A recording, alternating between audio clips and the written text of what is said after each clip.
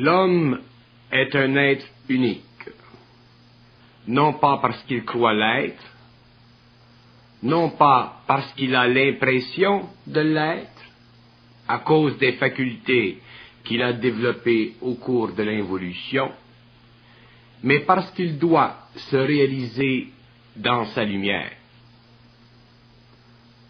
L'homme est unique, bien qu'il ne le réalise pas encore, c'est-à-dire qu'il n'est pas encore conscient de l'éther de la terre, ni de l'éther de son propre corps matériel. L'homme réel est un être tellement unique qu'il n'a aucun lien génétique avec l'être matériel que nous voyons sur le globe terrestre aujourd'hui. L'homme réel est tellement unique que l'homme de la terre d'aujourd'hui ne le connaît pas. L'homme est un produit de l'évolution future de la lumière. Dans un monde parallèle à l'espace terrestre que nous connaissons et que nous appelons l'éther de la terre. Si l'homme de la terre aujourd'hui rencontrait l'homme réel, il serait bouleversé, car il découvrirait un être qui n'est pas de son temps, qui s'entretient de choses qui ne conviennent pas à l'humain et à sa race. L'homme réel est tellement unique que sa composition est totalement différente de l'être que nous connaissons sur la Terre aujourd'hui. Car l'énergie universelle coule en lui et unifie tous ses plans de vie, de sorte qu'il ne peut s'apparenter que dans la mesure de l'illusion qu'il peut créer par la manifestation, la manipulation énergétique de sa forme. L'unicité de l'homme réel, du surhomme, de l'homme qui s'apparente seulement à la forme humaine, découle de la relation parfaite entre l'énergie et l'intelligence qui se canalise en lui sur les plans subtils de l'atome qui constitue le matériel vivant de l'homme. L'atome ou la conscience atomique étant le matériel vivant de l'homme, c'est-à-dire le matériel unique qui se retrouve sur toutes les couches de sa réalité. L'homme réel en prend conscience et possession, c'est-à-dire qu'il en devient maître, car l'énergie de la vie lui obéit, maintenant qu'il est entré dans le secret de la vie et connaît les lois d'intelligence qui en régissent l'évolution. L'homme réel est unique en son genre, car il est un genre humain, mais un genre humain qui n'est plus sous le contrôle d'intelligence inférieure à la sienne, puisque son intelligence n'est plus astrale et ne peut être dominé par l'illusion de la forme.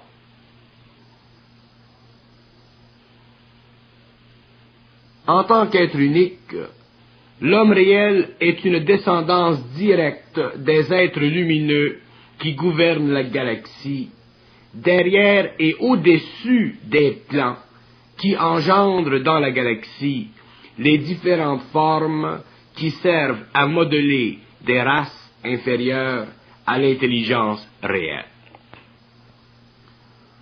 Pour que l'être humain soit unique, il ne doit être esclave d'aucune intelligence, c'est-à-dire que son intelligence doit prendre origine au-delà des plans atomiques de sa conscience organisée, de telle sorte que le produit de son intelligence puissent être conformes aux lois de la vie réelle, c'est-à-dire conformes à la présence de ces êtres lumineux qui font partie de lui sur les plans atomiques de sa conscience.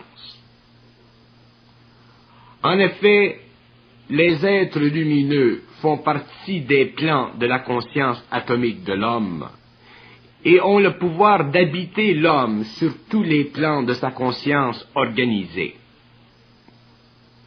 Ce qui bloque ces êtres, ce qui bloque leur présence dans l'homme, c'est son lien inusité avec des intelligences inférieures qui évoluent non pas sur le plan de la conscience atomique de l'homme, mais à l'intérieur d'un réseau télépathique créé dans la conscience humaine et qui leur donne accès à l'esprit de l'homme. Les êtres lumineux qui font partie de la conscience atomique de l'homme lui donnent la vie, c'est-à-dire que leur présence sur les plans de l'homme donne à ces plans leur énergie, de sorte que ces plans, tels qu'organisés, peuvent supporter leur présence et donc la vie.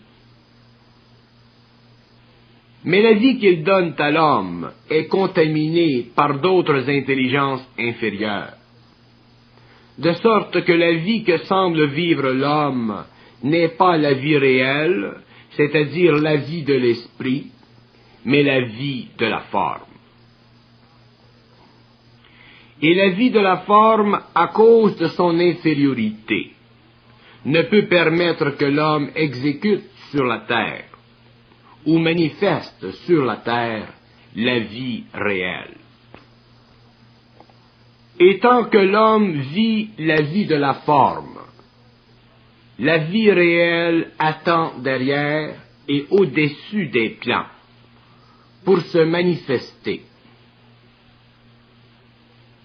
Mais lorsqu'elle a réussi à pénétrer dans l'esprit de l'homme, telle qu'elle existe sur les plans de la conscience atomique de l'homme, l'esprit de l'homme est altéré et l'homme est réel, c'est-à-dire qu'il a le pouvoir de la vie en lui et qu'il devient à son tour créateur. L'unicité de l'homme réel est tellement extraordinaire qu'il n'y a pas de modèle d'homme réel dans le cosmos, bien qu'il y ait une infinité de modèles d'hommes inconscients dans l'univers. Et comme il n'existe pas de modèle d'homme réel, car chaque homme réel est neuf, c'est-à-dire qu'il est graduellement composé par la descente de l'énergie sur les plans de sa conscience atomique, jusqu'à ce que son esprit en soit imprégné.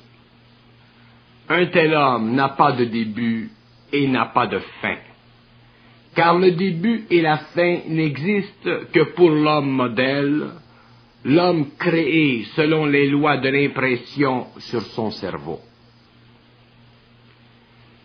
L'unicité de l'homme réel révèle la merveille de la vie et l'impossibilité à la fausse vie d'avoir sur lui quelque pouvoir que ce soit, car cet homme ne peut plus être moins qu'il est. Il ne peut qu'être plus, et ce plus n'est conditionné que par le temps que prend l'énergie pour se répandre dans sa conscience atomique et pénétrer parfaitement son esprit, afin que l'esprit de l'homme devienne le pouvoir de la lumière sur la terre. L'unicité de l'homme réel n'a jamais été réalisée sur la terre de façon raciale, car seuls quelques individus par le passé ont connu et vécu leur identité réelle. Mais au cours de l'évolution qui vient, un grand nombre d'hommes connaîtront leur identité, et un nouveau genre humain se manifestera par le pouvoir de l'énergie en lui, sous le contrôle de sa volonté perfectionnée et de son intelligence parfaitement développée, et de son amour instantanément réalisé dans la perfection de sa conscience.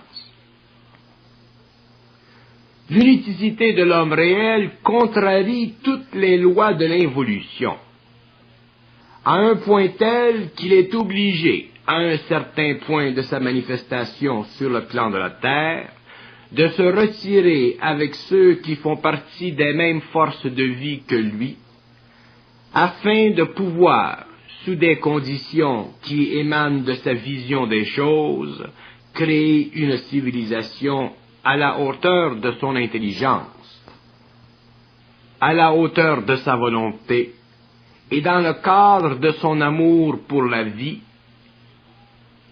et ce qu'elle représente de plus parfait. L'unicité de l'homme réel ne dépend que de son rapport perfectionné avec l'énergie qui engendre la vie, mais qui n'a pas de pouvoir sur la terre autre que sur le plan atomique de la conscience de l'homme. Tout autre développement qui s'instruit de l'involution doit être retenu à la source, c'est-à-dire dans l'esprit de l'homme réel, qui défend la vie contre la mort de la vie et l'abolition de l'immortalité. L'unicité de l'homme réel conjugue toutes les possibilités qui défient les lois de la mort à un tel point qu'un tel homme ne peut plus à un certain moment dans le temps faire partie de ce genre humain qui lui a servi de forme matérielle afin de permettre qu'il y ait continuité dans le modèle de la forme, mais non continuité dans la conscience du modèle. L'appauvrissement continuel de la vie sur Terre, à cause de l'inconscience du genre humain, forcera la Terre à rejeter ses fils, car ils n'auront pas la suffisance d'intelligence pour comprendre les lois du feu, lorsque ce dernier s'abattra sur le globe pour éteindre ce qui ne respire que de la destruction et de la dégradation dans la conscience. La Terre est plus qu'un globe de matière. La Terre est un esprit qui s'éveille. Et cet esprit contient tout ce qui existe sur les plans atomiques de la conscience humaine, de sorte que viendra le temps où la Terre aura besoin d'être réparée dans sa conscience meurtrie par l'inconscience. Et ce sont les hommes réels auxquels elle fera appel, et le cri de la vie retentira dans les éthers de la planète, et ce cri étouffera ce qui est déjà près de la mort. Et une nouvelle intelligence humaine engendrera une vie nouvelle sur la terre, et la terre se réparera. Une fois réparée, elle produira ce qu'elle n'a jamais par le passé donné à l'homme, car elle sera sous le regard de l'homme réel qui en connaîtra tous les secrets, c'est-à-dire l'esprit, c'est-à-dire la conscience planétaire. L'homme réel est tellement unique qu'il ne peut souffrir d'être menti. C'est-à-dire que l'intelligence est totalement présente en lui. Le mensonge ralentit l'évolution de la Terre. C'est pourquoi un des premiers pouvoirs que connaîtra l'homme réel sera celui de ne pas être sujet au mensonge de quelque ordre que ce soit. Car le mensonge sévère la communication, l'écoulement de l'intelligence entre les hommes, et cette sévérance retarde la descente de la vie réelle sur la terre et l'application de cette intelligence pour le bénéfice de la terre et de l'homme. L'unicité de l'homme réel contrarie toutes les formes de vie antérieures, car le pouvoir de sa conscience est la seule source d'intelligence sur le globe, qui ne dépend pas des plans inférieurs d'intelligence qui ont dominé l'esprit de l'homme ancien. De sorte que l'homme réel ne peut être menti, non pas qu'il est seul dans son intelligence, mais parce qu'il est seul avec son intelligence. Et cet état est neuf pour la terre et le genre humain de demain. Par le passé, le sang de la terre a servi à nourrir les mondes de la mort, alors que demain, la vie de la terre sera la seule énergie qui sera utilisée par l'homme réel. De sorte que les mondes de la mort ne pourront plus asservir l'homme, et ce dernier ne sera plus engagé à y retourner, car les mondes de la mort ne se nourrissent que du sang de la terre, et le sang de la terre est toute action qui n'est pas le produit de l'énergie de la vie. Sur les plans de la conscience atomique de l'homme. Pourquoi la Terre est-elle si riche? Parce qu'elle est nourrie par l'énergie sur les plans de sa conscience atomique. Pourquoi s'appauvrit-elle? Car d'autres plans de conscience ont désorganisé son intelligence, et lorsque l'intelligence de la Terre est brouillée, le genre humain doit en payer le prix, car la Terre est la mère de la forme matérielle de l'homme. Mais lorsque l'homme réel sera sur la terre, et qu'il possédera une autre forme plus puissante que sa forme matérielle, il redonnera à la terre ce qu'elle aura perdu, et la terre sera belle.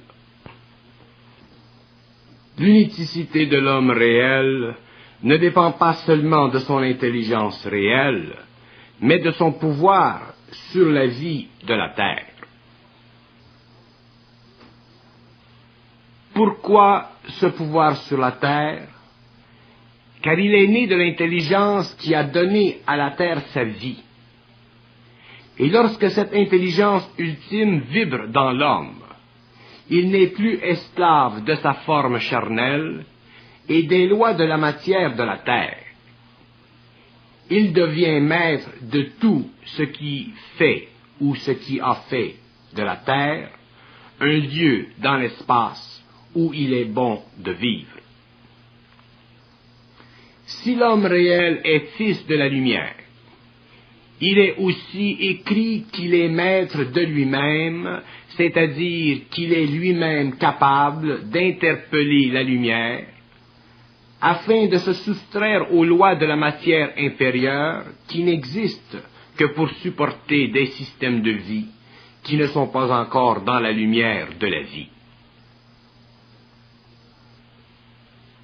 L'unicité de l'homme réel fera fléchir tout ce qui n'est pas près de l'intelligence, car son apparition sur le globe créera un choc qui éblouira les nations, non pas parce qu'elles seront bouleversées par son apparition sur la terre, mais parce qu'elles seront troublées par son intelligence et son pouvoir. Les peuples de la terre n'ont pas connu, dans l'ère moderne, le Fils de la lumière, car le temps de la guerre devait passer. Mais lorsque les fils de la lumière apparaîtront dans le monde, les ténèbres voudront étouffer leur présence, et cela leur sera impossible, car les ténèbres n'ont pas le pouvoir sur la vie. Et seul le pouvoir de vie peut échapper à la mort.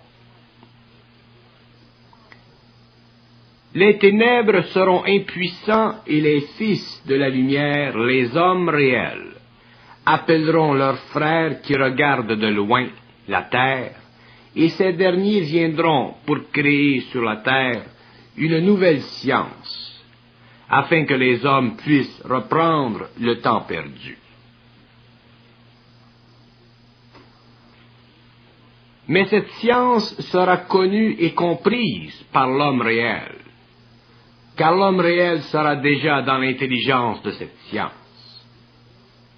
Mais la venue de cette science sur la terre lui permettra de commencer, là où ses frères auront déjà maîtrisé l'énergie.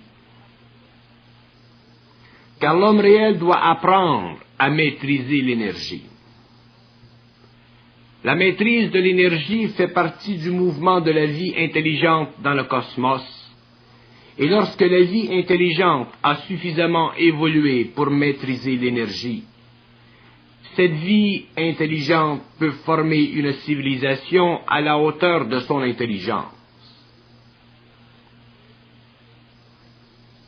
Mais l'homme réel ne sera pas dominé par la science de ses frères, car il aura lui aussi le pouvoir de l'intelligence, de sorte qu'il se produira un échange entre l'homme de la terre et l'homme de l'espace.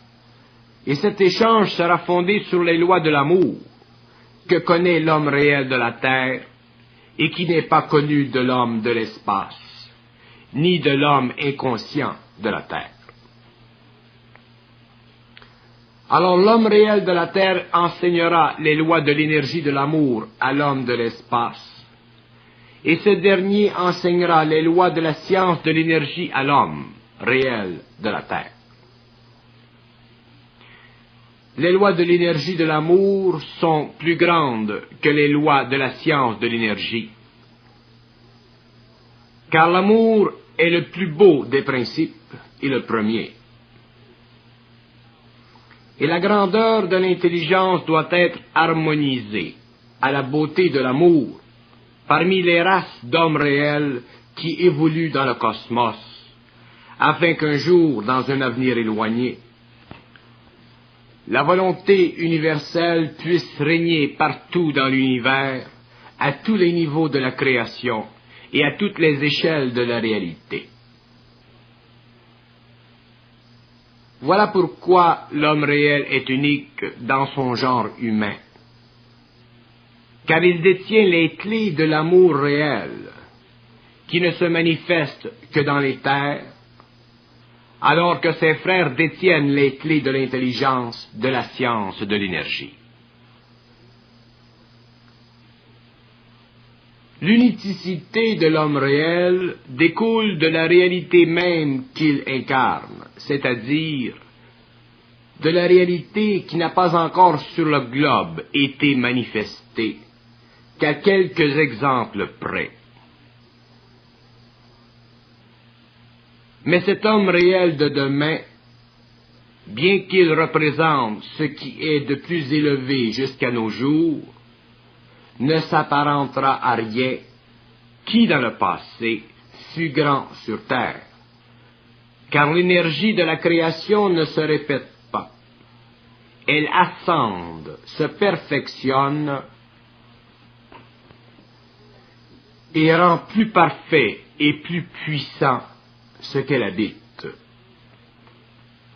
L'homme comprendra demain que la vie est si puissante qu'elle peut créer des modèles de vie qui n'ont aucune mémoire, c'est-à-dire des modèles de vie qui s'auto-perfectionnent par le fait même qu'ils sont déjà accouplés à une énergie dont l'intelligence est parfaitement harmonisée avec les principes organisationnels de l'être humain. Voilà un peu l'homme réel. L'homme réel est si perfectionné qu'il ne lui reste qu'à manifester sa perfection pour créer un ordre nouveau sur la terre. Son caractère unique ne peut être réalisé qu'à l'intérieur de sa propre conscience. Lui seul connaît la nature de sa nature, et lui seul peut bien comprendre pourquoi la vie réelle sur terre est impossible, tant que la mort n'a pas cédé sa place. L'unicité de l'homme réel, dont la conscience dépasse les limites de son corps matériel, impose à l'homme inconscient sa vision unique de la réalité. Car cette réalité ne dépend ni des sens, ni du bon sens.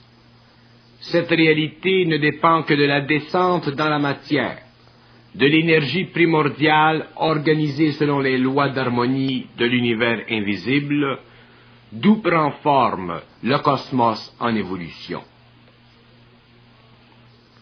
La certitude de l'homme réel est le produit de la vie intelligente active en lui, et non de l'intelligence qu'il a de la relation entre le vrai et le faux, la vérité ou le mensonge. Ce qui caractérise le plus l'homme réel, ce n'est pas ce qu'il est, mais ce qu'il devient, c'est-à-dire ce qu'il représente infiniment sur l'échelle de l'évolution. Sa nature humaine demeure, mais elle n'est plus la demeure de son esprit, car ce dernier vit de ce qu'il voit dans les terres, et non de ce qu'il perçoit par ses sens. Les sens de l'homme réel ne sont que des outils qui lui permettent de garder contact avec le matériel.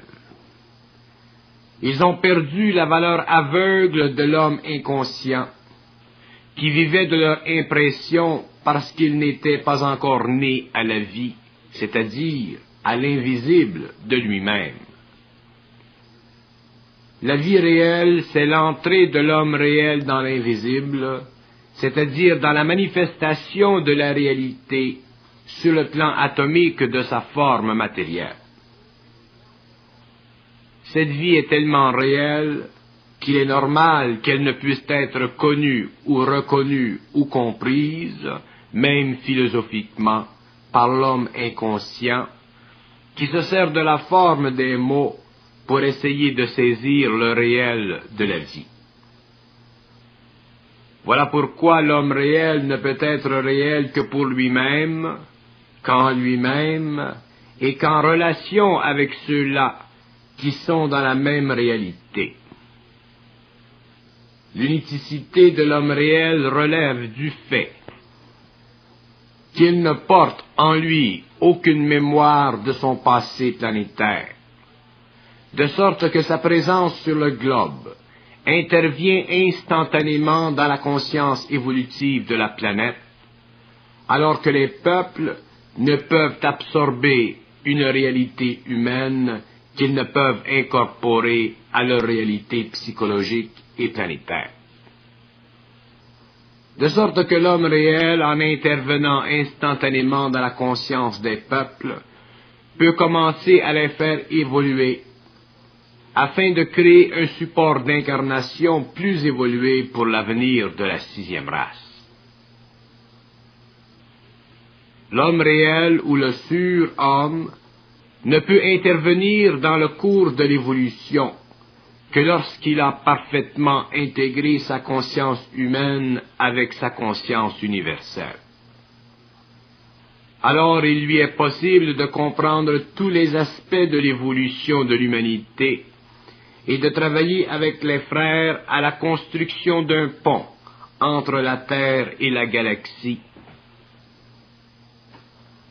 pour permettre à l'homme de voyager dans l'espace et y découvrir des frontières de plus en plus reculées, mais aussi de plus en plus rapprochées, au fur et à mesure que lui-même reconnaît son lien avec l'invisible, et que de ce lien il puisse réaliser sa propre invisibilité, ainsi que celle de ceux qui depuis longtemps veillent à l'évolution de l'homme. L'homme réel doit et devra protéger l'homme inconscient des abus de pouvoir contre lui, qui seront perpétrés par des êtres qui n'ont aucune affinité avec l'homme, car ils ne se préoccupent pas de la place de l'homme dans l'ordre des choses, mais simplement de leurs intérêts. Ces êtres doivent être dévoilés, démasqués, Et seul l'homme réel peut le faire, car lui seul est au-dessus du mensonge et de la loi de retour. Étant libre de ces deux aspects qui colorent l'existence humaine et appauvrissent l'intelligence de l'homme, ils pourront être de secours à l'homme inconscient, si ce dernier est suffisamment évolué et sensible pour ne pas rejeter ce qui n'est pas facile d'accepter, c'est-à-dire le rôle cosmique du mal dans le cosmos. L'homme est loin de comprendre le rôle et la fonction du mal dans le cosmos, et le rôle qu'il lui voit sur le plan simple et humain de sa moralité fait piètre figure si on le projette sur le vaste tableau des infinités et de leur grandeur. L'homme inconscient est encore partiellement animal, de sorte que beaucoup d'avertissements lui sont nécessaires, afin qu'il réalise la condition humaine et le pouvoir des sphères inférieures sur le déroulement des affaires planétaires. L'homme a l'impression de comprendre beaucoup de choses, et cette impression lui sert de mesure pour demeurer dans l'ignorance du réel. Le réel n'est pas supra, tel qu'on se l'imagine. La qualité dite supra du réel réfléchit simplement l'imperfection de l'intelligence chez l'homme. Si l'homme était réel dans son intelligence, dans son expérience, le supra n'existerait pas pour lui, et lui pourrait y goûter sans se sentir alourdi par sa présence, son omniprésence, sur les plans de sa conscience atomique. L'homme réel engendre une énergie qui se diffuse dans le monde par différentes voies. Mais la loi du réel est toujours la même. On ne peut le projeter ou le comprendre philosophiquement. Même sur le plan de l'expérience, le réel est irréductible philosophiquement. Et c'est pourquoi sa collusion avec le plan matériel ouvrira pour des siècles à venir les portes de la paix et de la prospérité et de l'abondance. L'homme n'est réel que dans la mesure où la réalité s'abat sur lui, le pénètre. Ensuite, il s'ajuste au choc et devient de plus en plus capable d'échanger entre le matériel et le subtil, afin de faire profiter le matériel des conditions qui ressortent d'une grande capacité créative que l'on retrouve chez ceux qui sèment la bonne semence. Alors l'homme est unique dans son genre, car il a existé pendant des siècles et n'a jamais réussi à sortir de l'impasse, c'est-à-dire du corridor étroit de son inconscience. Et ceci parce que le temps n'était pas venu pour lui, car son centre mental n'était pas suffisamment développé. Maintenant que le centre mental de l'homme est suffisamment développé, prêt, il peut absorber une nouvelle énergie qui le soudera au réel, le libérant une fois pour toutes du pouvoir de ses sens sur son intelligence. L'intelligence de l'homme réel ne sera pas affectée par ses sens, c'est-à-dire qu'elle sera liée à sa conscience éthérique et non à sa conscience matérielle. Et la conscience éthérique de l'intelligence est une conscience parfaite, car le voile astral n'y est plus. L'homme réel n'a plus besoin du support psychologique de la forme pour donner à son intelligence sa force. Voilà pourquoi elle est puissance créative. Ainsi, l'homme réel est unique, car il n'appartient pas à la mémoire de l'humanité, de sorte qu'il peut, sans mémoire, créer selon les lois de l'intelligence en lui.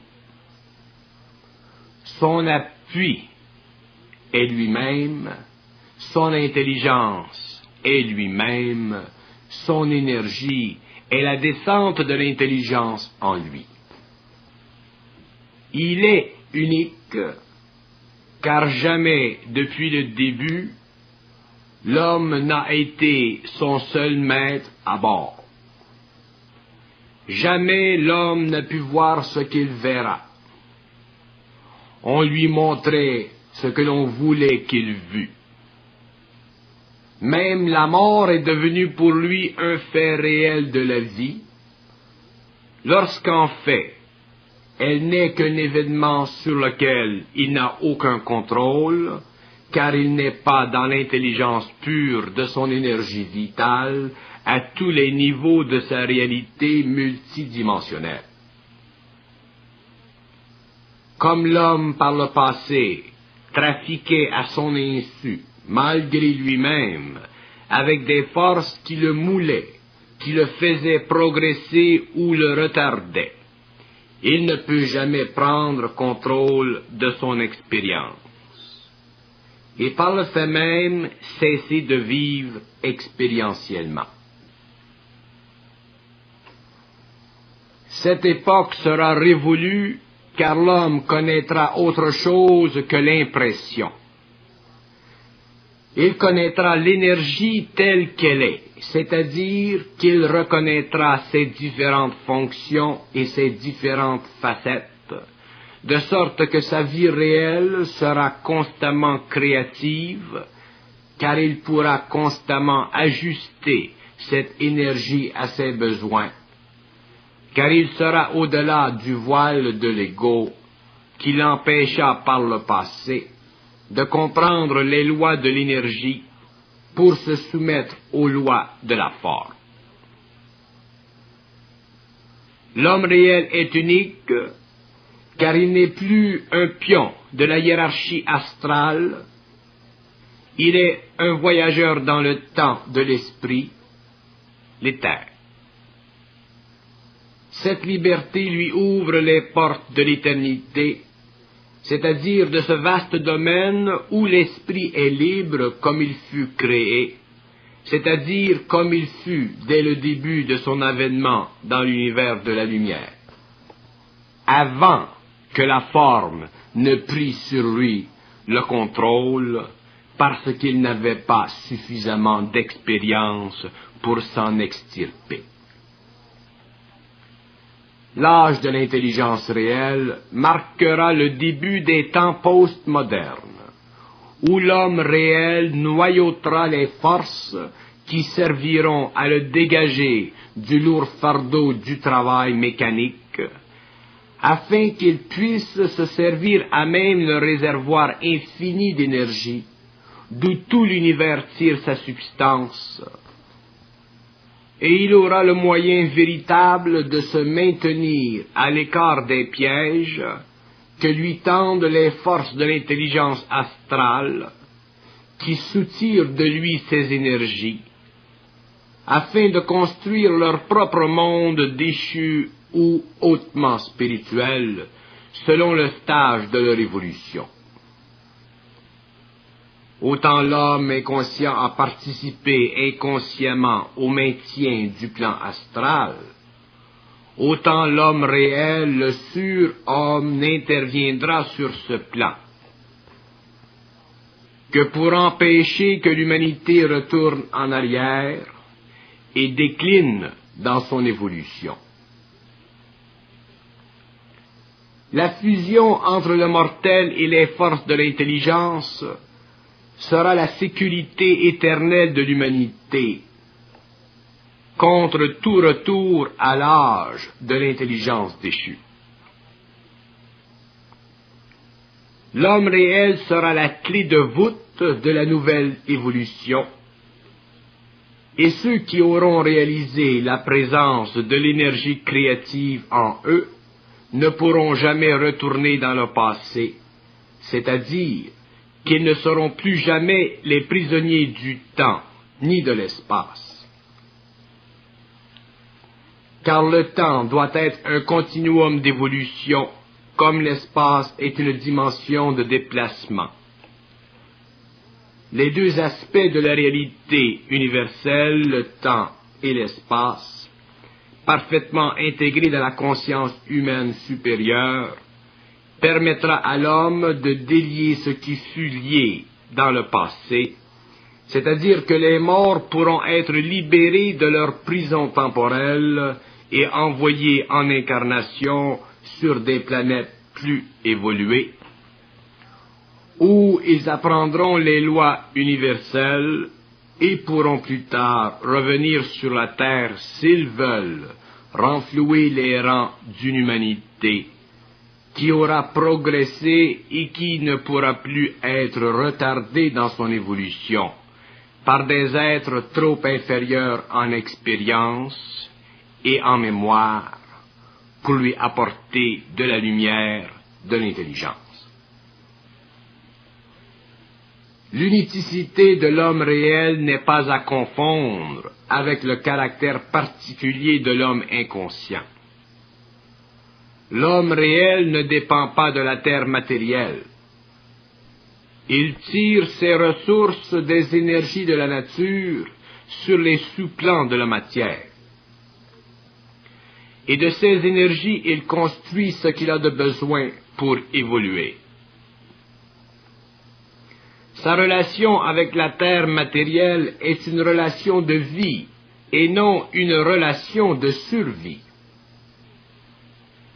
Il aime la terre matérielle et la conserve, car l'esprit de la terre est celui de la force qui entretient tout ce qui doit servir le corps matériel, jusqu'à ce que ce dernier puisse être libéré des besoins matériels. Ainsi, le caractère unique de l'homme réel, du surhomme, de l'homme qui n'est plus affecté par les conditions planétaires de la race ancienne, ne convient qu'à ceux qui sont dans l'énergie de cette intelligence, qu'à ceux qui comprennent cette réalité et qui, à cause de leurs efforts, à cause de leur évolution, à cause de leur progression incessante, doivent un jour en arriver à reconnaître qu'ils ne sont pas de la race qui a dans le passé démenti la réalité à cause de son ignorance, mais sont plutôt d'une race qui vient d'ailleurs et qui rend flou les courants de vie de l'humanité, afin de permettre que sur la Terre, que sur le globe terrestre, s'installe pour la première fois un gouvernement de vie suffisamment puissant, suffisamment parfait, pour que l'évolution progressive de l'humanité continue, et que, après un certain nombre de siècles, l'homme puisse passer au dernier stage de l'évolution de la Terre, le stage de l'homme-esprit.